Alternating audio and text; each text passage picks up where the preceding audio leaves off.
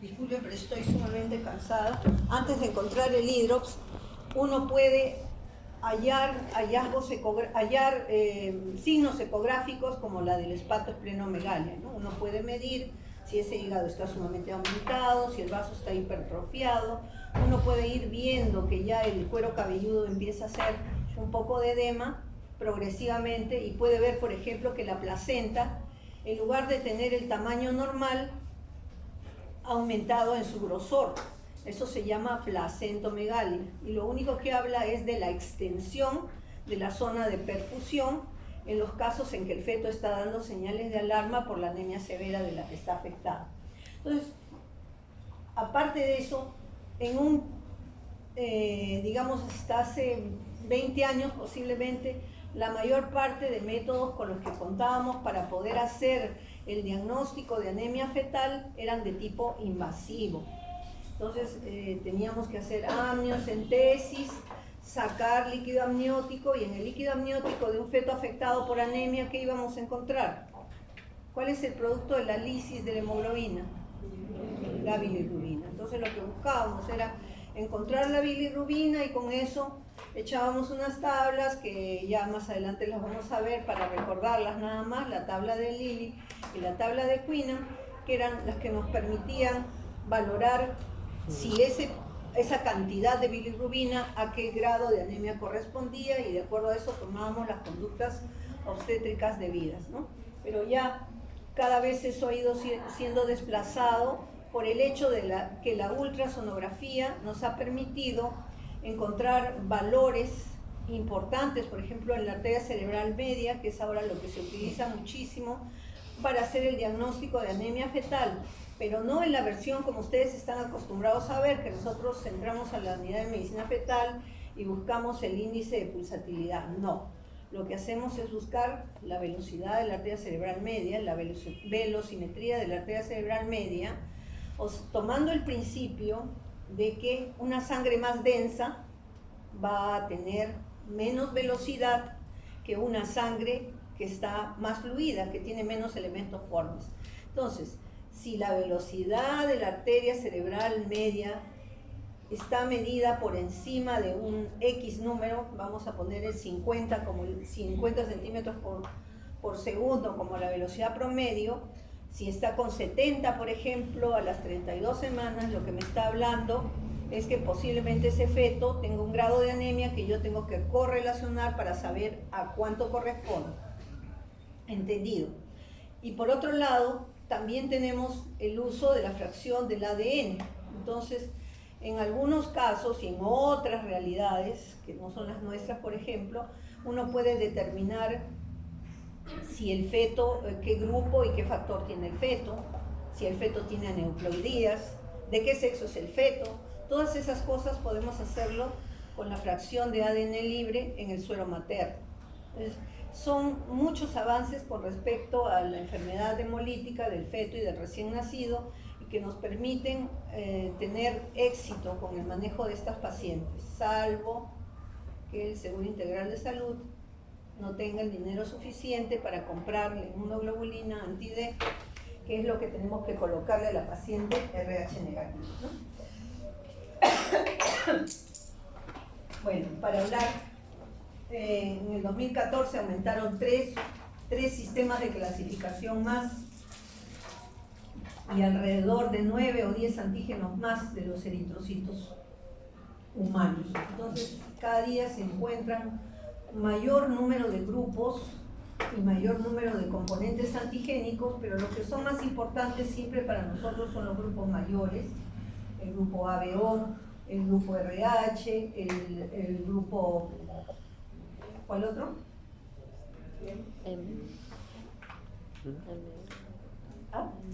Lewis, Diego, MSN, qué sé yo. Hay un montón de grupos que están implícitos en las reacciones de isoinmunización. No todos.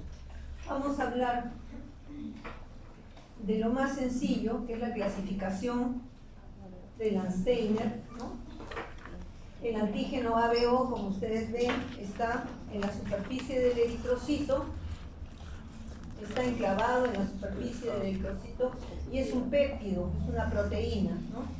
Y se denominó cada grupo de acuerdo al tipo de antígeno que está posado en la membrana celular. Entonces teníamos el grupo A con su antígeno A, el B con su antígeno B, el AB con los dos antígenos y el grupo O que carece de antígenos. ¿Ya? Entonces, para cada grupo de antígenos en el suero iba a haber un anticuerpo. Frente al A, el anticuerpo anti-B, frente al B, el anticuerpo anti-A, el grupo AB con ningún anticuerpo y el grupo O con anticuerpos anti-A y anti-B. Es importante que lo recuerden porque en la combinación de todos esos grupos y factores, ahí existe el éxito del tratamiento.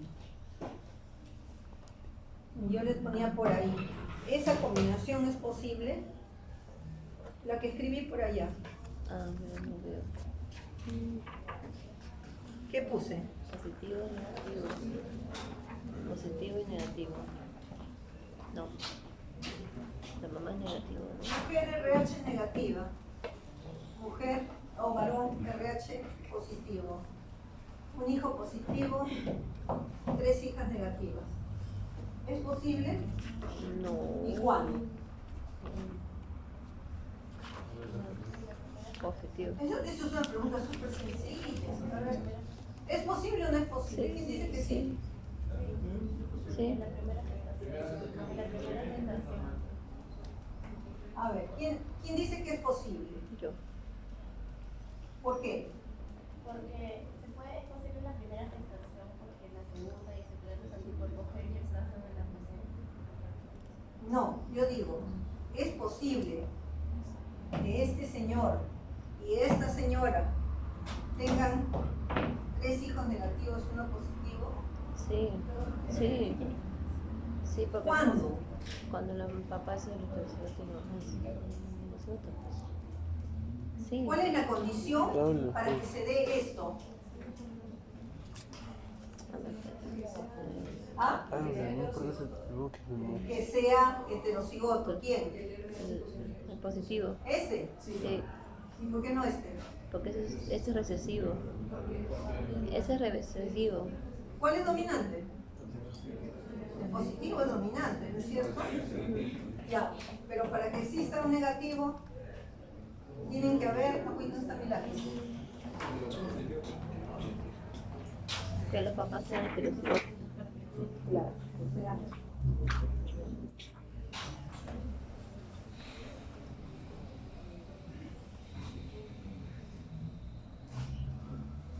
este tiene que ser heterocigoto Sí. para que se pueda dar esta combinación. Porque si fuera homocigoto, no habría, pues, ¿no? Habría, Todos positivos. Todos serían positivos. todos saldrían positivos, ¿no? 100%. Claro, sí. Porque este no se expresa solo, este gen, o la ausencia de este gen no se expresa solo. ¿Ya? Entonces, ¿es posible? Sí es posible. Sí, bueno, sí, bueno. Ok. Y eso para que lo analicen Sí, ustedes la con ley de calma, todas las combinaciones.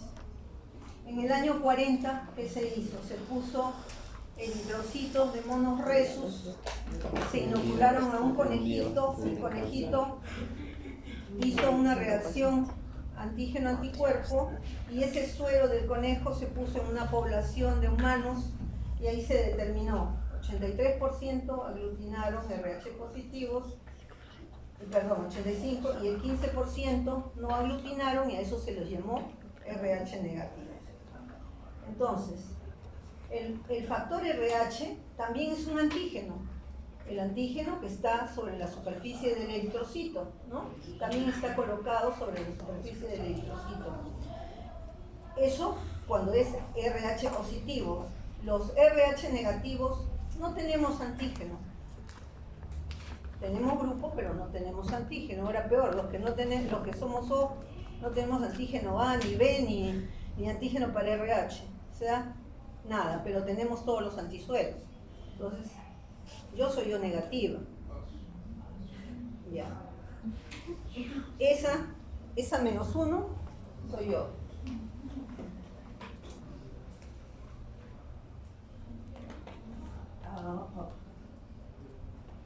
Tengo una hija RH positiva, 2 RH negativas, yo soy esta y este es mi esposo. Sí se puede. Por si acaso. Entonces, según esta teoría de Fisher, el antígeno RH tiene 3 pares de antígenos. 3 con mayúscula, C, D y E, y 3 con minúscula, C, D y E. Pero ese D no existe. Lo que quiere decir es que en lugar de existir el antígeno D, hay un espacio vacío, hay un loci vacío. Los RH negativos no tienen antígeno D, entonces hay una secuencia ahí vacía que está en el brozo corto del cromosoma 1. Ahora, acá les pongo que el D, el C y el E son los de mayor antigenicidad.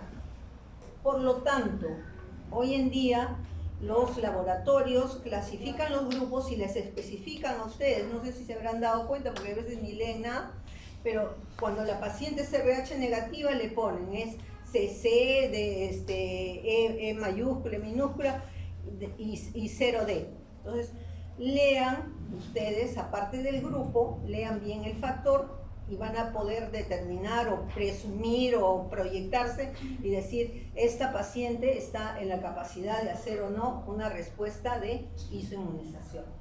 Entonces, acá les he puesto que aparecen a partir del día 30 de la gestación. Entonces, ¿desde cuándo yo puedo encontrar una fracción libre de ADN del feto? Tan pronto como a partir de las 5 semanas. Pero se dice que si lo hace de manera muy precoz, el ADN libre no va a estar en muy poca cantidad. Entonces se empieza a expresar en un 20%, más o menos después de la semana 7, ¿ya? Entonces, si uno quiere hacer una tipificación de grupo y factor, puede hacerlo a partir de la semana 7, si quiere ver paternidad o quiere ver aneuploidías. ¿Qué son aneuploidías, doctora? ¿Qué cosa es aneuploide? Que no es euploide, ¿no? O sea, si no es euploide puede ser una trisomía, puede ser un Turner, un T21, un T13, lo que sea, ¿no? Pero esas cosas también se pueden diagnosticar con fracción de ADN libre. Ahora, el problema es que la prueba cuesta alrededor de 1.200, 1.500 soles, ¿no? Y eso no está, obviamente, en los seguros de salud ni en la capacidad de cualquier paciente. Si vemos aquí, la mayor frecuencia, 41 más 16, está determinada por el antígeno D, ¿no? O sea, los RH positivos tienen más antígeno D, hasta acá, ¿no? Mucho más.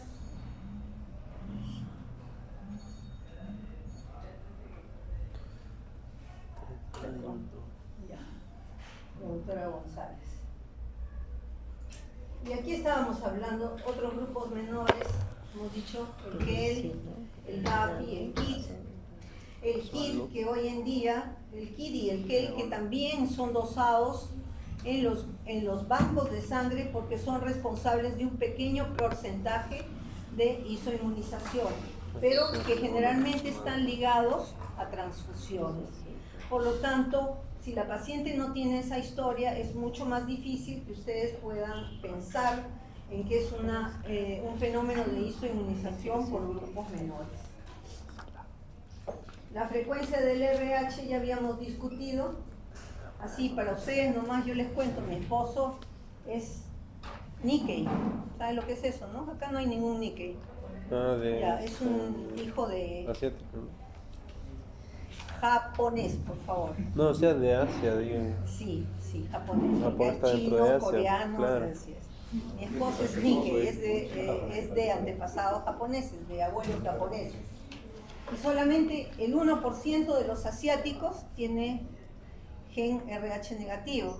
Ahora, ¿cómo demonios fuimos a dar juntos, yo me voy a relacionar justo con un heterocigoto del 1% de todos los asiáticos, ¿no? Piña, porque todas mis hijas, una es RH positivo y las demás son RH negativo. Es difícil, pero así pasa. Eso, pero yo tengo antepasados que vienen de la región vasca. ¿Se ven? 40-50% de los vascos son RH negativos.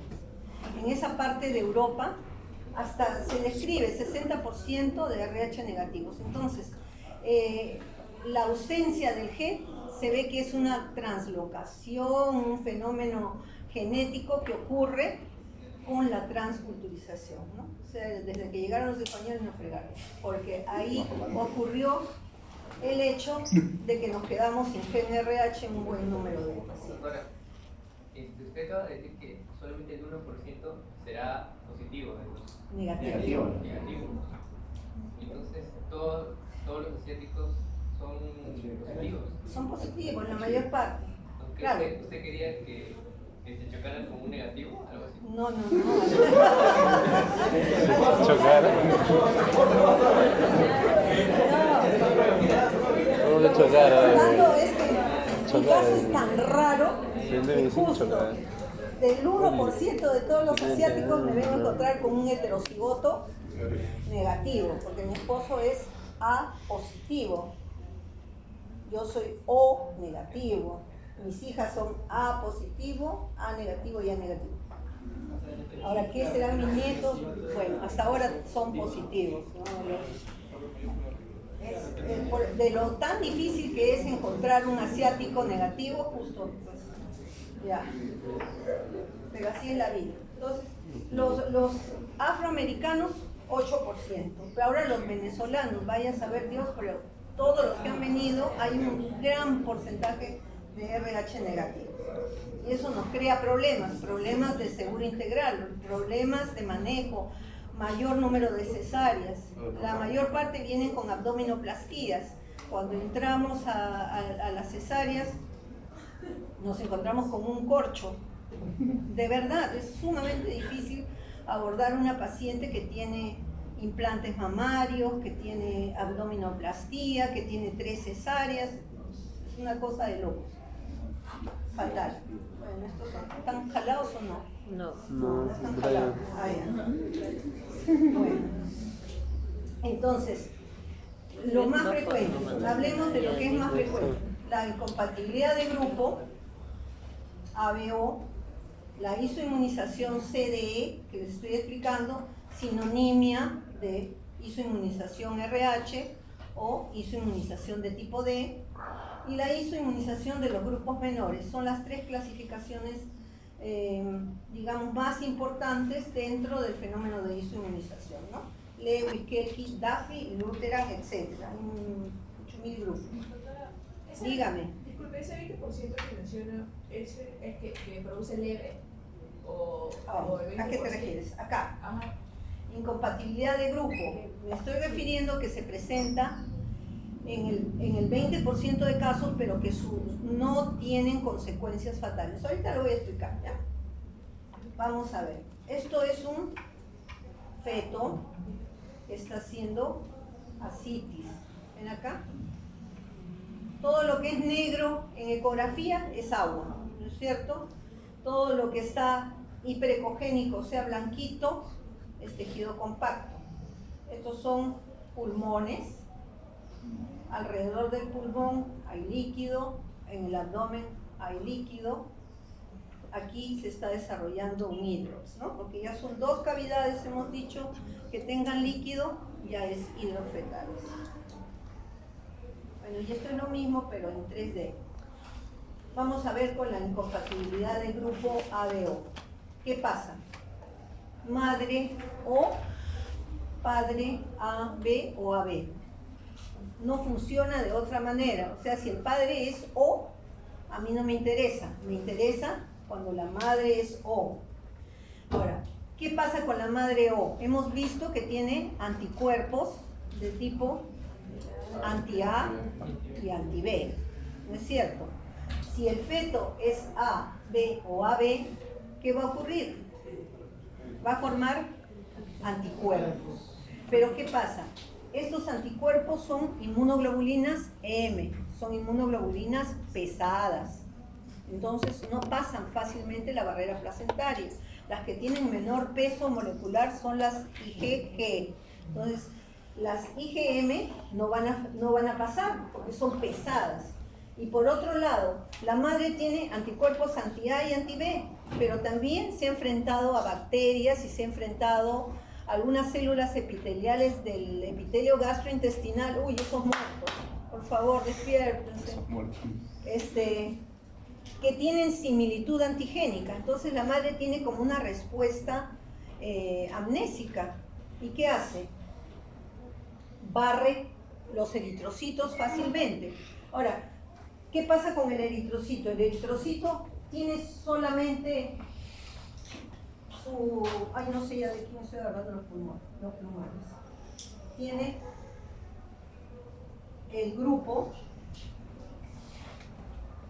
Vamos a ponerlo.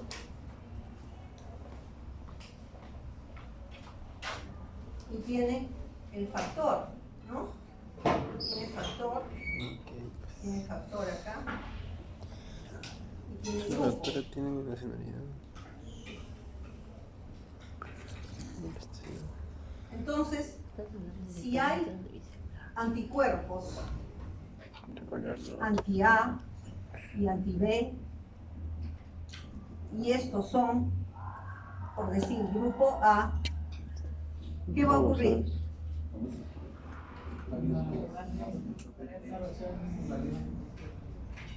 Va a haber una lisis del eritrocito, ¿verdad? Y cuando hay la lisis, ¿se lleva solamente el grupo? No, pues se va a llevar también el factor. Entonces, si una madre es RH negativa de grupo O y tiene incompatibilidad ABO, va a tener una ventaja. ¿Por qué? Porque esas IgM que están ahí van a acabar rápidamente con el eritrocito y no le va a dar tiempo a que haya una respuesta inmunológica tardía. ¿Por qué? Porque ya se lo llevó.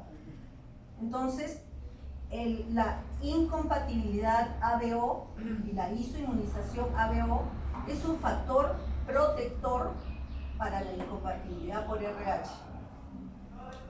¿Se entiende? Ya, 1000 veces lo he explicado, pobre que se equivoquen en el examen, ¿ah? ¿Pero eso es lo que tiene embarazo? No, no interesa qué embarazo sea. Estamos hablando de las facilidades o los mecanismos de defensa que te da el tener una incompatibilidad ABO más una incompatibilidad de RH. Si tienes las dos, la frecuencia con que se produce la isoinmunización se reduce, porque no te da tiempo a la formación de inmunoglobulinas. Respecto a la incompatibilidad ABO, vemos, es un problema pediátrico, no es del obstetra, es un problema pediátrico, es decir, esto es de aparición después del parto. El niño lo que hace, si tiene una incompatibilidad leve, que generalmente, como les pongo, afecta el primer embarazo, produce una ictericia de los primeros días, pero una ictericia que es leve. Entonces, son esos niños que se ponen amarillitos, que pueden necesitar fototerapia, pero no están mayormente afectados, son muy pocos los afectados. Entonces, estamos hablando de la incompatibilidad de grupo sola, característica de las primigestas, leve, enfermedad del pediatra, no forma eritroblastos porque no se ha dado el tiempo necesario para que la destrucción de los eritrocitos alarme al res. Nada, es todo una cosa pasajera y leve. ¿Entienden? Si hay preguntas me dicen. Entonces, la incompatibilidad ABO tiene un efecto protector frente a la isoinmunización por RH por ese mecanismo que hemos visto ahí. ¿Correcto? Ya, gracias, Dios mío. Ya. Ya. ¿Y acá? ¿Jalado tampoco? No, no. Quiere decir que aprendieron. Ya. Entonces, Volvamos nuevamente. Incompatibilidad de tipo RH o isoinmunización RH. ¿Es lo mismo? No. Una cosa es ser incompatible y otra cosa es estar isoinmunizado. O sea, vuelvo a mi caso. ¿Soy incompatible? Sí, ¿no? Porque yo soy RH negativa y mi esposo es RH positivo. ¿Estoy isoinmunizada? Pregunta. Sí. ¿Sí? ¿Quién dice sí? Uy, pero me hubiera guardado la pregunta, me los tiraba a todos. A ver. Fácil. Fácil. Sí. O negativo. ¿Grupos incompatibles? Sí, ¿no? Acá, ya les voy a perdonar porque me olvidé poner el grupo. Ya. ¿Qué pasó, no? Yo soy O y él es A. Entonces acá esta sujeta es A positiva, esta es A negativa, esta es A negativa. ¿Soy incompatible de grupo? Sí. Sí, ¿no es cierto? Porque yo soy O y él es A.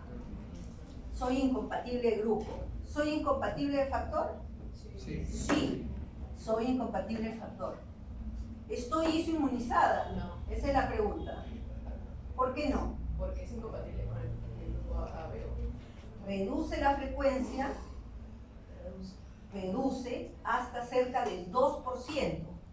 Puedo haber estado en el 2%, independientemente de que estas niñas sean negativas.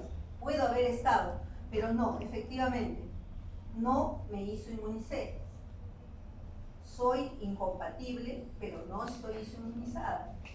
Isoinmunizada quiere decir tener anticuerpos frente a estos eritrocitos positivos, pero que me den un CUMS indirecto positivo. O sea, para que encuentren la isoinmunización, yo tengo que sacarme mi sangre y en el suero, mira como Pablo, ¿no? En el suero materno tienen que encontrar anticuerpos. ¿Ah? Anticuerpos positivos anti-RH, o sea, antidirecto. ¿Ya? Entonces, el CUMS indirecto lo que me permite es reconocer la isoinmunización. El CUMS indirecto, el que hago en el suero materno.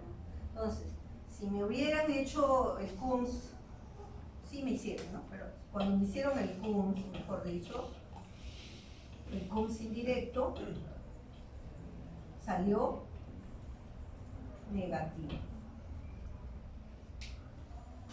Es decir, soy incompatible, pero no estoy isoinmunizada, porque mi CUMS indirecto es negativo. Y para buena suerte, mis hijas eran negativas, entonces tampoco iba a haber ninguna respuesta porque tenemos los mismos factores, ¿no? Los mismos factores. Carecemos de los mismos factores. Carecemos de los mismos factores. Pero vamos a ver otra cosa. Hay otro evento que se llama el fenómeno de la abuela putativa. Ya, en este caso, mi mamá es A positiva. ¿Ya? Entonces, cuando yo nací, yo soy negativa, pasé por el canal de parto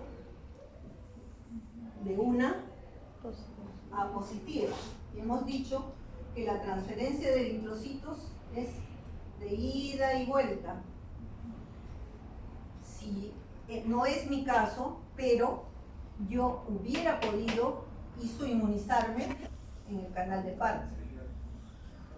¿Entendido? O sea, haber recibido eritrocitos de mi madre y haber hecho una respuesta antígeno-anticuerpo y hacer una primo exposición al nacer.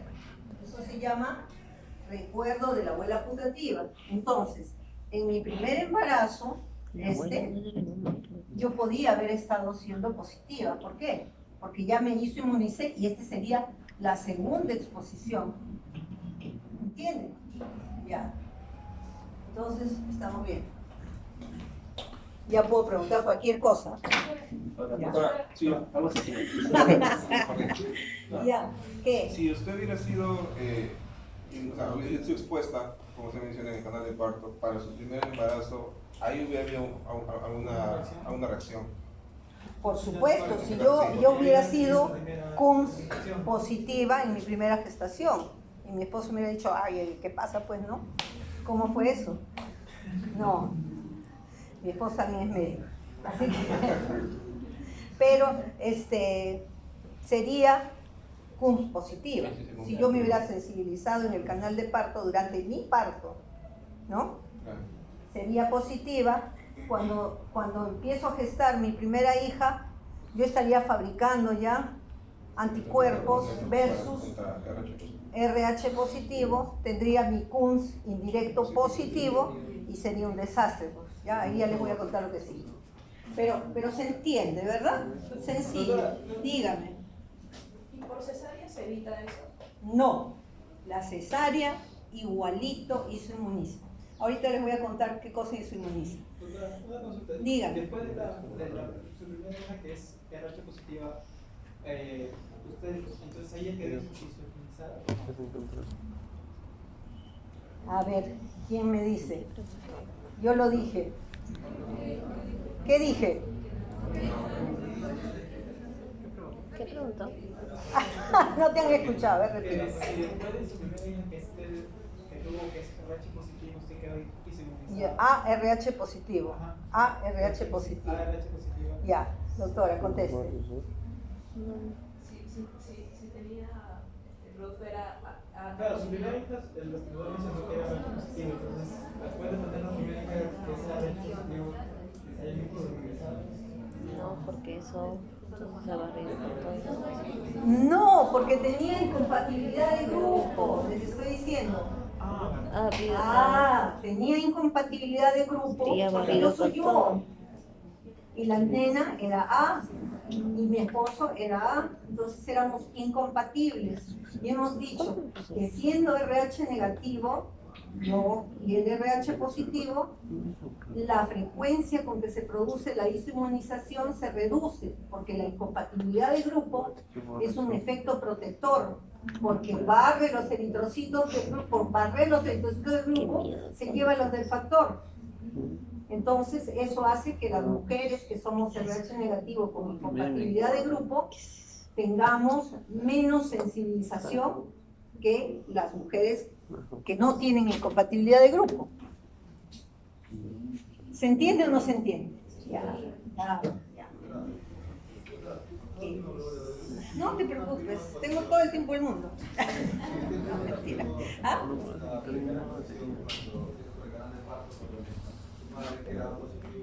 Hubiese sido, o sea, si tuviera la primera exposición, se podría decir que usted hubiera sido incompatible. Somos incompatibles. Incompatible e hizo inmunizada. Ya. Hemos sido incompatibles, pero no he estado inmunizada. No, en el hipotético que fuera que si yo hubiera sido, si me hubiera inmunizado. O sea, si hubiese tenido una primera exposición. Ya, esa sería la primera. Cuando nació mi hija sería la segunda. Los eritrocitos, los anticuerpos, los linfocitos B, que son los que producen la respuesta inmunológica, quedan como durmiendo hasta la segunda exposición. Cuando se produce la segunda exposición, el linfocito B, que es el productor de inmunoglobulinas, se despierta y se convierte en plasmocito y empieza a liberar anticuerpos. Si hubiera quedado la respuesta quiescente hasta que yo me vuelva a embarazar. Si yo me volví a embarazar, ya mi CUMS saldría positivo. Ya estoy sensibilizada. ¿Entienden? Ya. No puede quedar dudas, por favor, porque me estoy tomando todo el tiempo del mundo para hacer entender una cosa que parece un trabalenguas, pero que es sencillo cuando uno entiende. Es sencillo, de verdad. Y lo digo porque ustedes cada vez más se van a enfrentar con ese problema y van a tener que saber si vacunan o no vacunan. Y si no comprenden, van a gastar 600 soles por gusto. 600 soles, 660 cuesta la inmunoglobulina anti-D. Y no se le puede poner a todo el mundo porque el sí solamente me da un poquitito de vacunas. Entonces, tengo que analizar el caso, ver a quién le voy a poner y a quién no le voy a poner, a quién le voy a poner en el embarazo y a quién le voy a poner en el posparto. Entonces, tengo que racionalizar recursos porque yo trabajo en un hospital del MINSA, en donde no hacemos doler a las pacientes, las tratamos con mucho amor, les llevamos psicoprofilaxis y se les pone se les pone anestesia peridural cuando se requiere, no a todas, eso sí es cierto. Otras son así, súper machas y dan a luz como yo, sin problemas. Bueno, entonces, la madre puede ser incompatible, pero no necesariamente va a ser isoinmunizada. ¿Estamos? Ya, vamos a la siguiente. Entonces, ¿qué pasa cuando hay isoinmunización? Se da la enfermedad hemolítica del feto y del recién nacido. La incompatibilidad de grupo, problema del pediatra. La incompatibilidad del factor, problema del obstetra, del ginecobstetra. No de la obstetriza, del ginecobstetra. Entonces, la enfermedad hemolítica del recién nacido se caracteriza, uno, ya hemos hablado, si hay lisis va a haber anemia. Si hay lisis va a haber hiperbilirubinemia. Si hay lisis, el feto va a comenzar a jalar eritroblastos, va a lanzar eritroblastos y luego va a empezar a usar sus órganos de una manera no habitual, que ahora les voy a explicar, pero va a haber, el punto final es el hidrops fetalis de las que hemos estado hablando, de tipo inmunológico, de tipo inmune. Acuérdense que hay hidrops infeccioso también, completamente diferente. Ahora, ¿cómo puedo yo estar segura de que existen eritroblastos en la sangre? ¿Y cómo puedo estar segura de que es cierto ese fenómeno de pasaje de un lado hacia otro? Porque yo puedo encontrar eritroblastos en la sangre periférica, ¿ya? Entonces, de la madre, en la sangre periférica de la madre puedo hallar eritroblastos, puedo hallar ADN fetal, puedo hallar ya lo que habíamos comentado, ¿no es cierto? Entonces, ¿de qué va a depender la respuesta inmunológica? Hay pacientes que son normorrespondedoras, hiporrespondedoras e hiperrespondedoras. Es decir, unas van a responder exageradamente frente a pequeñas cantidades de antígenos, otras que van a responder de manera normal a una cantidad grande de antígenos y unas que no van a responder nada o van a tener muy baja respuesta frente al antígeno. Por eso les pongo, ¿de qué depende?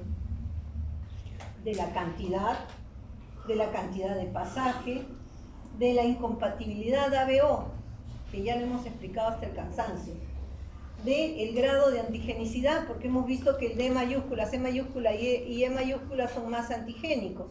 Si tiene C minúscula, E minúscula va a ser menos antigénico. Y de la inmunorespuesta materna variable el antígeno, o sea, de la sensibilidad. ¿Cómo voy a responder yo? Voy a responder bastante, poquito, nada. ¿Ya? Entonces depende del volumen, de la cantidad de la respuesta materna y que se acompañe o no de incompatibilidad ABO. Esto ya lo hemos conversado. Este es un monoresus por el que me pegué una carrera en Arashiyama, una montaña muy grande, pero yo quería conocer a los resus así personalmente y sentirme bien porque yo no tengo sus antígenos y ustedes sí. Entonces ya me pegué una carrera que me dejó con la lengua afuera, terrible, en Arashiyama. Entonces vamos, si los genes del padre son positivos y de la madre son positivos, ya estamos todos positivos. Si la mamá es negativa y el papá es homocigoto, los hijos serán heterocigotos. Ya. Si se juntan dos heterocigotos, ahí viene la cosa. Es posible que haya un RH negativo, ¿no? Ya. Un heterocigoto y uno Estos dos positivos, uno heterocigoto, otro homocigoto y un RH negativo. ¿Estamos? Ya. ¿Seguiría la relación 1-2-1 o es? Generalmente es 1 a 3, ¿no? 1 a 3. Pero son estadísticas, no necesariamente se dan, son probabilidades, ¿no? Tú sabes que los estadísticos demuestran lo que quieren demostrar, ¿no? Quiero demostrar que ustedes son bellos, hago una fórmula, digo ya, todos los que tienen 2 ojos son bellos, todos los que tienen una boca son bellos, entonces van a ser bellos el 99.9%, ¿no? Ya. Ay, tengo que hacer payasadas para que estén despiertos, por Dios. ¿Qué? Ahora, ¿qué pasa si los genes del papá son negativos? ¿Hay inmunización o no? ¿Cómo? ¿Hay inmunización? No, porque es negativo. ¿Quién dijo no? Yo. ¿Ah? ¿Qué pasa aquí? Eso es. Uy, no me digan que le doy un zapatazo. ¿Quién es inmunización? ¿Qué interesa que el padre sea negativo? No interesa, pues, interesa la madre. ¿Acaso el padre gesta? No. ¿Para qué sirve el padre negativo? No, sí sirve. Tiene su utilidad. ¿Sabes para qué? En el año 50 más o menos se les ponía eritrocitos positivos, ¿ya? Para que ellos hagan la respuesta inmunológica. Entonces tú le pones eritrocitos positivos a un hombre RH negativo, ¿qué formas? Anticuerpos, o sea, inmunoglobulina anti-D. Y se sigue haciendo. Hoy en día las vacunas de inmunoglobulina siguen siendo de varones RH negativos. Por supuesto que no tengan VIH, hepatitis, clamidia, citomegalovirus, toda esa cosa, ¿no? Pero sí es importante para la producción de la inmunoglobulina anti-D. No así para el fenómeno de isoinmunización. Para eso sí, no interesa, ¿no? No interesa. Y si todos son negativos, qué pena, ¿no? Porque más problemas. Entonces, lo que nos interesan de este grupo son los heterocigotos y las mamás RH negativas, ¿no? Ahí están señaladas. Muy bien. Entonces hemos dicho, el fenómeno de isoinmunización es un fenómeno que no es pasivo, que la placenta permite el pasaje de un lado a otro y que ocurre cuando sangre del feto RH positivo pasa a la circulación de la madre RH negativa. En ese caso se produce la isoinmunización. ¿Cuándo se va a dar la isoinmunización? Tan pronto como anteparto. Si tienes un aborto provocado o espontáneo, te puedes isoinmunizar. O sea, hay 2 momentos. Antes del parto, en el embarazo, durante el parto, y sigue la reacción hasta después del parto. En el aborto, en el embarazo ectópico, la mola, la placenta previa, todos los fenómenos que tengan que ver con sangrado, abruptio placentario, DPP, rotura de vasa previa, todos los procedimientos invasivos que ustedes han conocido a través de su seminario de procedimientos en obstetricia, amniocentesis, cordocentesis, biopsia de vellosidades coriales, son procedimientos que sensibilizan a la madre RH negativo. Entonces uno tiene que limitarse. Si hay golpes o traumatismos antes del parto, lo que me preguntaba la doctora, si hay cesárea, cuando el alumbramiento es manual, cuando se hace versión externa del segundo gemelar o cuando el feto se muere. En cualquiera de las circunstancias que hemos descrito se produce isoinmunización. Bueno, y mire, es tan poquito como 0,2 mililitros. Ese es el máximo que se produce en el parto y muy poquito, 0,07 mililitros en el primer trimestre. Entonces, esta es una curva que representa cuánto de sangre fetal puede ir a la circulación materna. gestación nuevamente hasta 0,15, en parto hasta 0,20. Si es más de 0,20 se va a isoinmunizar el 14% de las gestantes.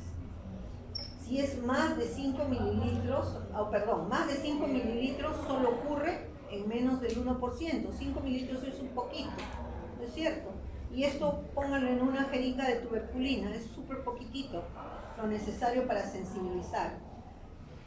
Si ocurre rara vez que sea más de 30 mililitros, eso es súper raro.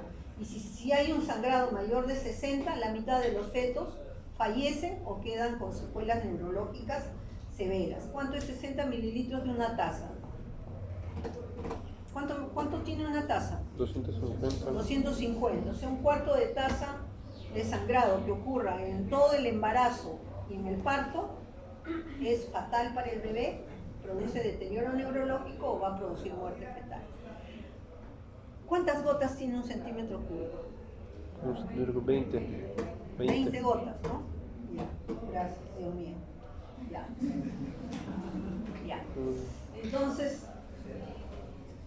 en condiciones normales y a menores volúmenes, no siempre se produce la inmunización primaria, pero sí puede inducir una respuesta secundaria en la paciente que ya está isoinmunizada. Hemos dicho, la primera vez no va a haber isoinmunización, salvo que, acá abajo, ¿no?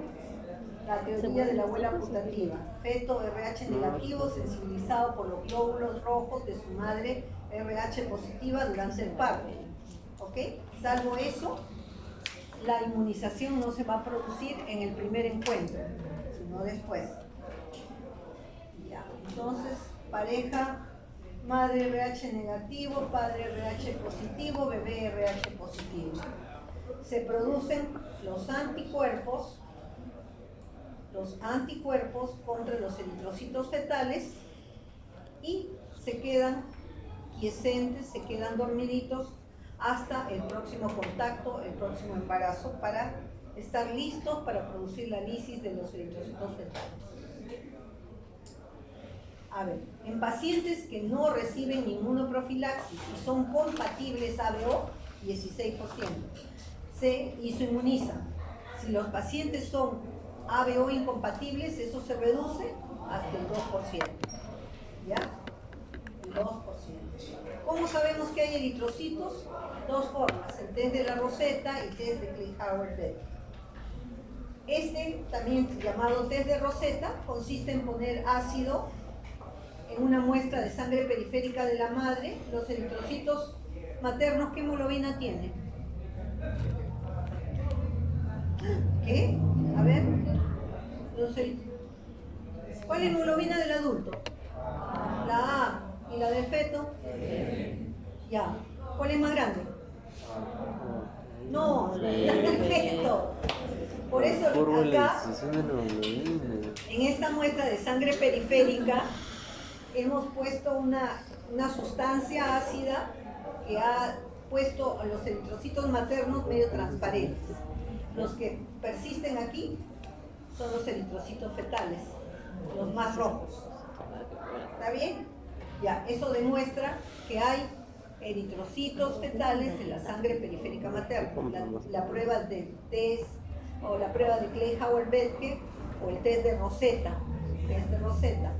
Ahora, el test de Klein-Howard-Beck sirve para calcular cuánto de eritrocitos fetales han pasado a la circulación materna, y es una fórmula matemática que ustedes la van a revisar bien bonito más tarde, ¿ya? Para poder estudiar bien para su examen. Y esto me habla de cuánto de sensibilización ocurre en la paciente o cuánto volumen voy a transfundir cuando el feto está anémico. ¿Ya? Ya. Ya. Uy, estamos verdes, ¿no? Ya. Entonces hemos dicho, la primera exposición, primer embarazo, produce anticuerpos que son linfocitos de tipo B que producen en el primer encuentro inmunoglobulina M. Ya, te sientas acá y yo me voy allá, yo estoy cansada. ¿O no? Ya. En el segundo embarazo, en la nueva exposición frente a eritrocitos de factor RH positivo, se despiertan estas células de memoria, que son linfocitos, se convierten en plasmocitos y producen inmunoglobulina G, que son inmunoglobulinas ligeras que pasan la barrera placentaria, y ahí sí pueden atacar los eritrocitos fetales, produciendo el fenómeno de isoinmunización o la lisis fetal, la lisis del eritrocito. Entonces, las inmunoglobulinas cruzan la barrera. Las más frecuentes son la G1 y la G3. La G2 y la G4 como que sensibilizan al eritrocito para que la G1 y la G3 los ataquen. Ahora, ¿quiénes son más afectados? Como siempre, los varones. Los varones RH positivos tienen respuestas antigénicas más potentes y pueden terminar en hidrops y muerte fetal. Entonces, ¿por qué? La verdad no tendría que ponerme a estudiar por qué, pero como siempre los varones la pasan peor en cuestiones de embarazo. Sí, los varones se mueren más, hacen más muerte intraútero, hacen más muerte perinatal, ¿no? Probablemente la testosterona ahí les juega un papel un poco respetable. ¿Qué ocurre con el feto? Entonces ya estamos en la segunda parte, la segunda exposición, ¿no? Vamos a hablar de la isoinmunización. ¿Qué pasa con la enfermedad hemolítica? La inmunoglobulina G se va a pegar en el eritrocito, ¿no es cierto? Y hemos dicho que la respuesta lógica va a ser la lisis del eritrocito. Se lisa el eritrocito, hay hemólisis fetal, se libera bilirrubina, hay hiperbilirrubinemia. Por otro lado, la hemólisis que produce anemia, pues, ¿no? Si hay anemia, el feto está hipóxico. Si hay anemia, despertamos a los amigos del res, ¿no? Al hígado, al vaso, se hiperplasia el res y se forman focos hematopoyéticos. Por el otro lado, la hipoxemia, ¿qué hace? Produce muerte tisular, produce microhemorragias y el feto comienza a estimular su corazón, empieza a aumentar su volumen cardíaco y eso lo va a llevar a insuficiencia cardíaca. Hemos dicho, el hígado crece, se forma hepatomegalia y después llega un momento que ya el hígado no es suficiente y empieza a caducar y hay insuficiencia hepática, comienzan a bajar las albúminas. Por eso es que el feto comienza a hacerse ascítico. Hay hipertensión portal, como las proteínas están bajas, todo el agua va a empezar a entrar dentro de las cavidades del feto por la hipoproteinemia y se da el hidrops, la citis, hidrotórax, hipoplasia pulmonar, etc. Por otro lado, hemos dicho que la placenta va a tratar de compensar y para eso aumenta su volumen. Hay placentomegalia. La placenta, que normalmente tiene un grosor que va de acuerdo a la edad gestacional, va a engrosarse, ¿no? Normalmente una placenta de 25 semanas mide aproximadamente 25 milímetros cuando uno lo hace con ultrasonido. Si yo encuentro una placenta que a las 25 semanas tiene 40 milímetros, se me empiezan a parar los pelos de punta si la madre es RH negativo. Si empiezo a ver que el hígado ha empezado a crecer, más todavía, ¿no? Ya tiene signos indirectos de que está haciendo anemia fetal. Porque yo no puedo agarrar y de frente irme y punzar, hacer cordocentesis para ver cómo está la hemoglobina, ¿no? Porque lo voy a sensibilizar al feto. Entonces, tengo que buscar los signos ecográficos indirectos que me digan que ese feto está con problemas de isoinmunización.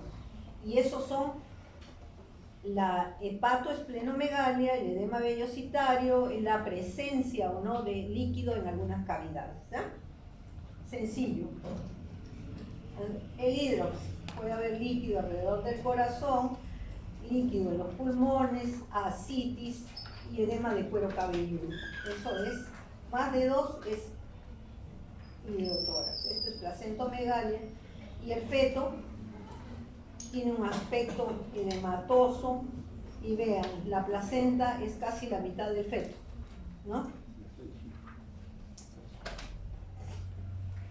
Oh, por Dios. Te he escuchado.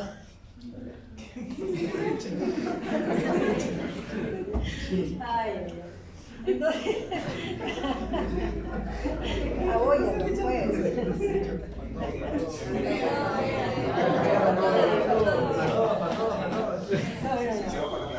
Seguro, sigamos con la clase. Entonces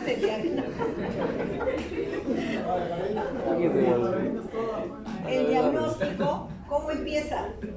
Por el grupo y factor de la madre en el primer control prenatal. No me van a dejar mentir mis alumnos que yo lo primero que busco como desesperada es grupo y factor en todas las historias clínicas. ¿Por qué? No solamente por el problema de la inmunización, sino que acuérdense ustedes que la primera causa de muerte materna es la hemorragia. Y a veces, ¿qué ocurre? Que uno está buscando y no hay grupo por ningún sitio, no lo recogieron y es un desastre. Si se pudiera, haríamos el grupo y factor del padre, pero ocurre que muchas veces ni se sabe quién es el padre ni qué grupo tiene. Entonces, tenemos que actuar como si fuera RH positivo, ¿ya? Siempre como si fuera RH positivo. Lo primero, su test de Coombs indirecto, sobre todo titulado. ¿Por qué? Porque existe un valor crítico. La titulación del test de Coombs se da en una fracción. Cuando esta fracción está más de 1/16, tengo que preocuparme, porque quiere decir que el feto puede estar haciendo anemia y la madre está isoinmunizada, ¿ya? Su test de Coombs indirecto, que ya saben, se hace en el suero de la madre. No me pidan test de Coombs directo, por favor, que hoy he estado renegando por eso. Bueno, esto es para saber el ADN fetal, ahorita no es importante. ¿Cómo se hace con la paciente no sensibilizada? O sea, la que tiene Coombs negativo. La que tiene Coombs negativo, voy a repetir el Coombs cada 4 semanas. Cada 4 semanas. Si hasta la semana 28 el Coombs es negativo, le voy a poner inmunoglobulina anti-D. O sea, 1500 unidades internacionales o 300 microgramos. ¿Para qué? Para que se barra toda la cantidad de microtransfusiones que ha habido durante el embarazo. Ya saben ustedes que durante el embarazo ha pasado, ¿cuánto? Menos de 0,7, ¿no? 0,7 en la gestación. Estamos hablando hasta las 28 semanas.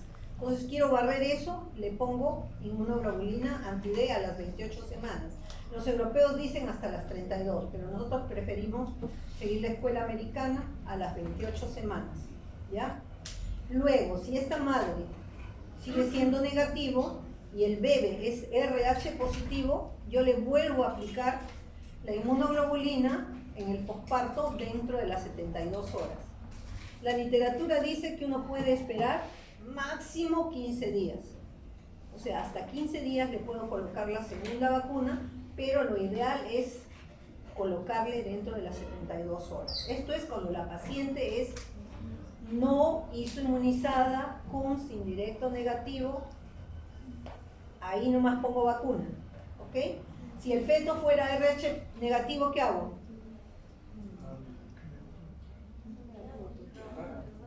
Nada, no le hago nada, no le pongo, ya. En mi servicio, con esta pregunta tengo muertos los residentes y siempre cae, ya. Entonces, en la paciente no sensibilizada, puedo hacer la prueba de Klein-Howard-Betke para ver qué dosis le voy a aplicar. Eso generalmente nosotros colocamos cuando se trata de un embarazo de menos de 20 semanas, colocamos una mínima dosis que no existe aquí. Entonces, pero académicamente tengo que explicarle que hay dos tipos de vacuna, una que trae menos concentración y la única que llega acá es la de 1500 unidades y que se coloca intramuscular. Ahora, acá les he puesto un acápite. El test de Coombs no se realizará al mes siguiente de la colocación de la inmunoglobulina. ¿Por qué? Porque estoy poniendo anticuerpos.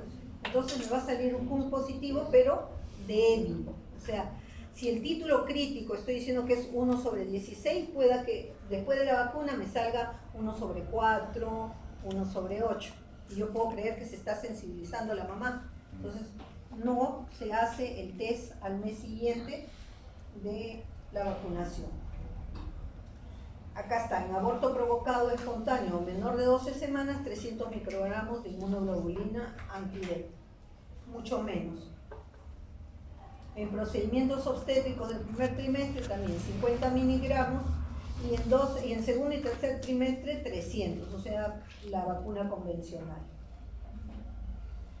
La profilaxis es de lo que hemos estado hablando, ¿no? La inmunoglobulina anti-D, Rogan o Resumam, que se presenta en vía intramuscular en ampollas de 300 microgramos o 1500 unidades. Ahora, esta hipersensibilidad había cuando venía en un vehículo de timerosal, ¿no? Igualito que las vacunas de sarampión, etcétera, pero ahora ya no vienen con ningún vehículo que pueda sensibilizar. Entonces, para eso Vincent Freda utilizó a los hombres RH negativos. Por eso les digo, los hombres son importantes para formar vacunas. Ahora, la inmunoglobulina anti-D, ¿qué es? ¿Es una vacuna? No. Le llamamos vacuna, pero en realidad no es vacuna, porque lo único que hace es barrer las inmunoglobulinas que están en ese momento transcurriendo por el torrente materno. Pero aquí hace, a diferencia de las vacunas que hacen que el organismo fabrique anticuerpos, estos no. La inmunoglobulina es un anticuerpo pasivo que solo evita la inmunización, hecho que obliga a administrar una nueva dosis cada vez que se produce una nueva exposición. Es decir, si la paciente, si hubiera sido yo después del primer parto y tengo un aborto, inmunoglobulina anti-D. Tengo un embarazo ectópico, inmunoglobulina anti-D. Tengo una cesárea, inmunoglobulina anti-D. ¿Entendido? Siempre después de un procedimiento obstétrico, sea el que fuere, inmunoglobulina, porque eso no me produce inmunidad. Solo es un elemento de ayuda para barrer lo que está circulando por ese momento. Entonces, cada nueva exposición merece vacuna. ¿Cómo actúa? Cubre los eritrocitos fetales y los secuestra en el res, en el vaso y los ganglios. Forma complejos inmunes que impiden que el linfocito B se transforme en célula plasmática. Ya les he dicho que para que el linfocito B se active para formar inmunoglobulinas tiene que volverse plasmocito.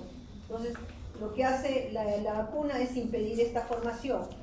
Y estos estimulan la liberación de citoquinas que inhiben la producción de más linfocitos B. Entonces, tiene hasta 3 mecanismos de acción, ¿no? Los chicos del ciclo pasado. ¿Cómo vamos a manejar a la paciente sensibilizada? Ese es otro rollo. Cada cosa será dependiendo del título de anticuerpos, porque les he dicho que el título crítico es 1/16. Si tiene 1/32, 1/64, 1/128, y lo tiene, pongamos, a las 24 semanas, es diferente que tenga 1/32 a las 36 semanas. ¿Me dejo entender?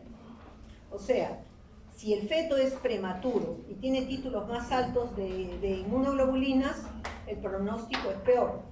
A que si empieza a sensibilizarse en la segunda mitad del embarazo, cerca a término, un feto que tiene más de 34, yo le puedo dar maduración pulmonar, que mañana van a hacer en la clase, creo, ¿no? No, el lunes.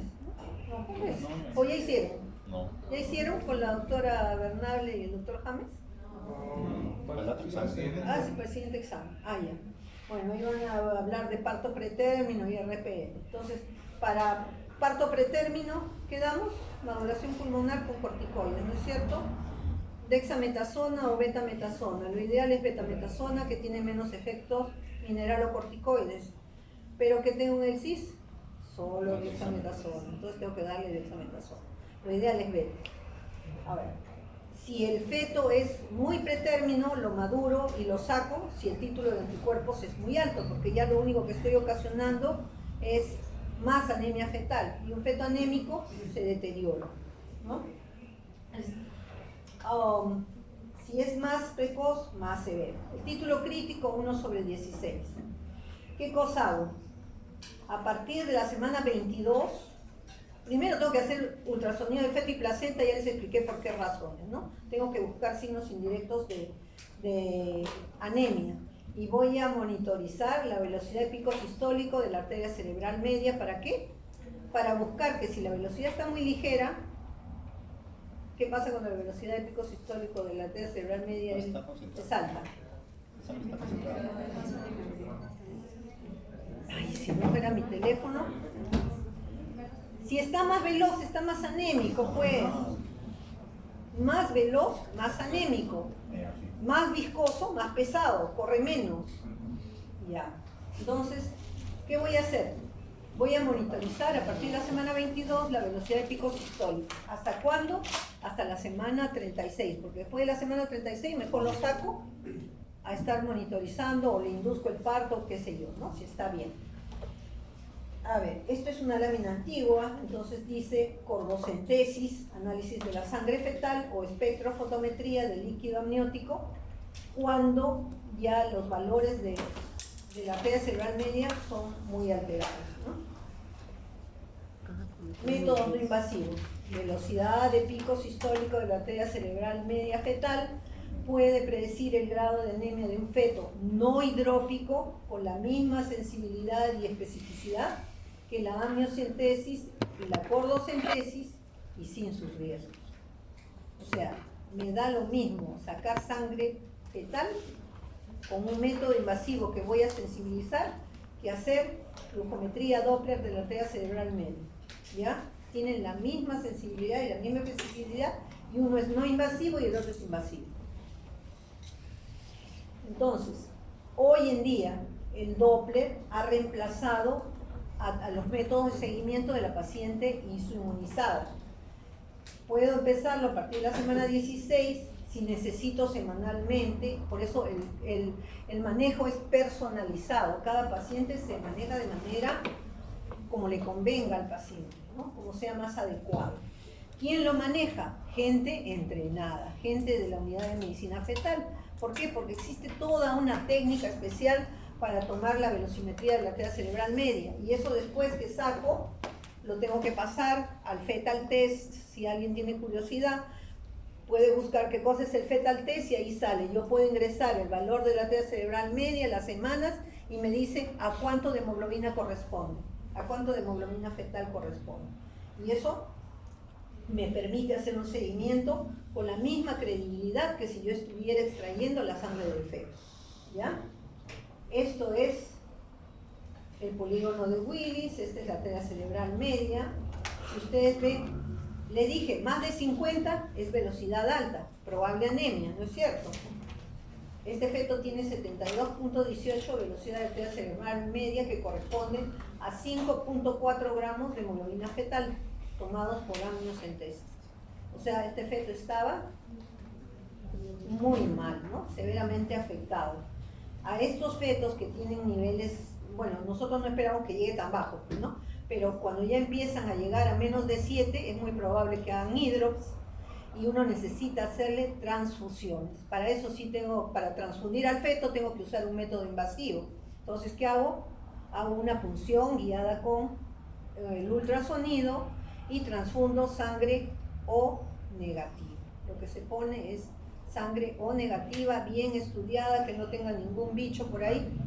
Eso es lo que le colocamos al feto, haciendo el test de Kleihauer-Betke para ver cuánto le tengo que administrar. Eso es como cultura general para que ustedes sepan cuál es el manejo de la transfusión intrauterina, ¿ya? Entonces, muy bueno el método de velocidad de la arteria cerebral media. Bueno, los métodos invasivos, estamos hablando de la transfusión intrauterina con guía ecográfica. Tenemos que llevar el hematocrito por encima del 45% y si no es posible agarrar el cordón, le metemos sangre al intraperitoneo, ¿no? Ahí depositamos la sangre que el feto necesita. En esos casos, esto mismo se hace en los casos de esferocitosis congénita, esos casos raros donde hay drepanocitosis, los fetos africanos hacen transfusión intraperitoneal, ¿no? También hacen anemia por enfermedades congénitas. Entonces, para que recuerden esto, antes lo que hacíamos era sacar por amniocentesis el líquido amniótico y medíamos acá la longitud de onda, la intensidad delta 450 y eso nos salía un valor de longitud de onda y eso lo colocábamos en A, B y C que son la severidad del riesgo del feto. Vamos a ponerle acá en la curva de Lilly, que es la más antigua, la zona A. Si salía acá la densidad en la zona A, todavía era una zona segura. En la zona B, un feto que probablemente esté por hacer anemia. Y en la zona C, ya un feto de alto riesgo, ¿no? Esto hasta que el ultrasonido reemplazó los métodos invasivos. Y Queenan luego alargó la curva, la otra empezaba a las 20, esta empieza a las 14, hizo algo parecido, pero definió más fácilmente qué RH negativos estaban sin anemia, cuáles estaban severamente enfermos y cuáles con riesgo de muerte, ¿no? Eso es importante para cultura médica. En pacientes entonces que están isoinmunizadas, sin antecedentes de muerte fetal, sin antecedentes de hidro, sin antecedentes de nada, igual, si están sobre 1/16, menos de 1/16, hago mi ultrasonido cada 4 semanas, mi monitorización en la unidad materno-fetal, y si sigue con valores de menos de 1/16, va a dar a luz como cualquier cristiano.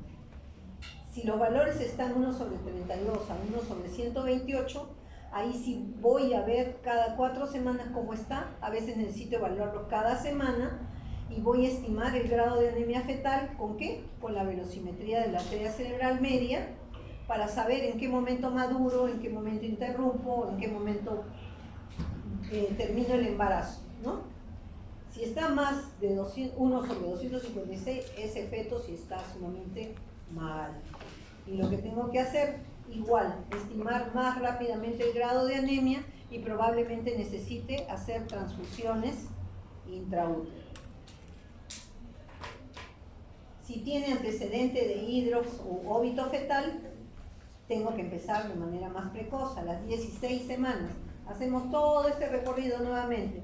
Cada 2 a cada 4 semanas subcums, cada 2 o cada 4 semanas la ultrasonografía, lo llevo a las tablas, veo si tiene anemia, si necesita transfusión o no, y veo de qué manera termino el parto, ¿no? O sea, la cesárea no es una obligación en la isoinmunización, depende de cómo vaya la paciente, porque la cesárea isoinmuniza, la amniocentesis isoinmuniza, entonces hay que ver costo-beneficio, ¿no? Le voy a hacer amniocentesis y lo estoy sensibilizando más. Hay que valorar cada caso de manera independiente. Para practicar corocentesis ya hemos hecho hidrox o niveles severos de anemia o velocidades de la arteria cerebral media que estén mayor de 1.5 múltiplos de la mediana, porque para eso existen tablas que me dan el grado de anemia de acuerdo a la edad gestacional. Ya esto es patrimonio del especialista, ¿no?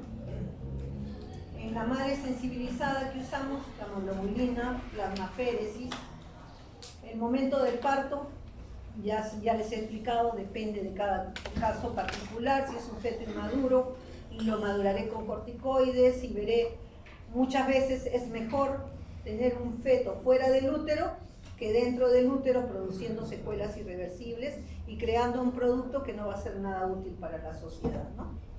Entonces tenemos que buscar que también pediatras entrenados en el tema, porque sin eso estamos fritos. Es trabajo de equipo.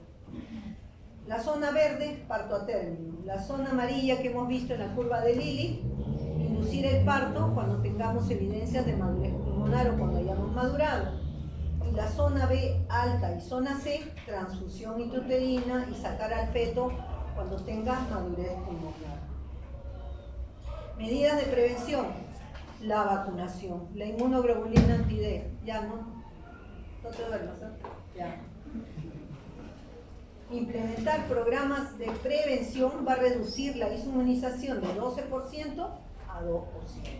Entonces, y no es un problema de frecuencia, sino es un problema de severidad, de qué cosa damos a los padres cuando el feto está afectado por la isoinmunización. Ustedes ven, no son muchos casos, pero los casos son desastrosos, son severos y ocasionan grandes gastos. O sea que más fácil es vacunar, porque previene, que esperar a que la paciente se vaya embarazando una tras otra vez y se vaya sensibilizando. Entonces, El feto está afectado por la anemia, la hiperbilirubinemia, que afecta la calidad de vida del neonato. ¿Por qué? Porque tiene predilección por el sistema nervioso central, sobre todo los núcleos grises. Nos da kernípteros, ¿no? También acá la bilirrubina toda impregnada de los ganglios basales, un feto amarillito y con secuela de parálisis. Bueno, espero que hayan aprendido. Y este es mi club, por favor, colaboren siempre donando sangre de los RH negativos, rhnegativosperú.com. Bien.